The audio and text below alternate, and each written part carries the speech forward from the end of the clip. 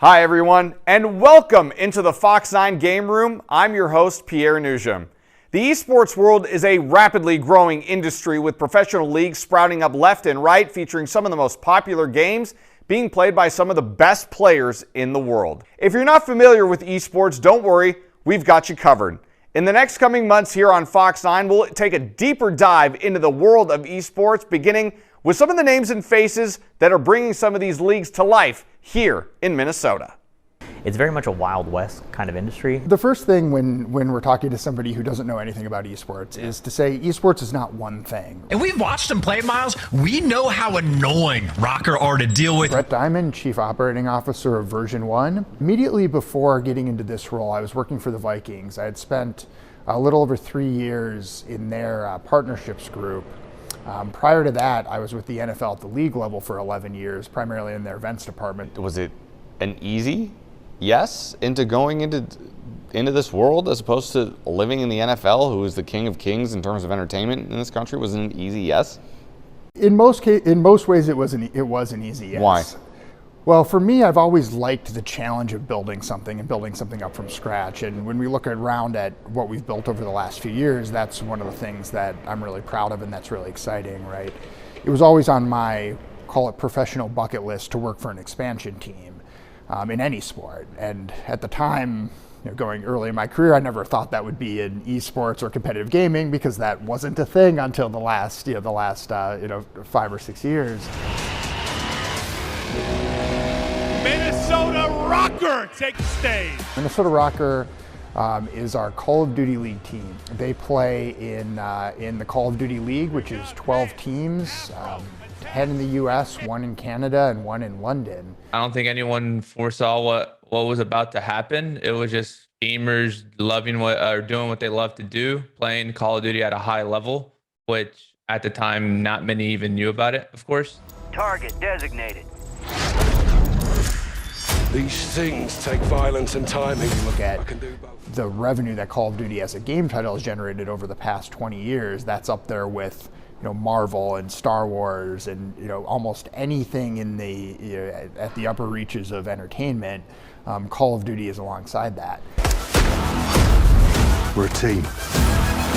No one fights alone. I'm gonna ask you a question. When someone dives to bomb, what are you screaming the guy to help you to do?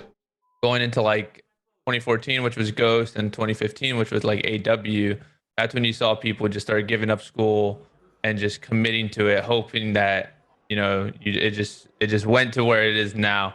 I don't think people saw that it was going to be this fast. Oh! He's on a different plane. I'm a freelance on-air talent, esports host, analyst, commentator, shoutcaster, whatever terminology you want to use for it. I kind of fill all the roles within that. Whatever the show needs, I try and fill that spot. Free goal. That one better not be free. Calm in the way, able to save that one. It still hasn't necessarily come together, I think, the way that we would like it to. It's so simplistic and easy to appreciate. It's just, I think that's the perfect thing. If you've not seen one, Rocket League is a great starting point.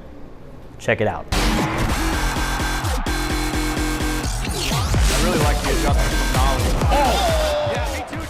And you're going to see so many similarities between it and traditional sports that I think it'll make it easy to understand the appreciation for people that play video games when you see it.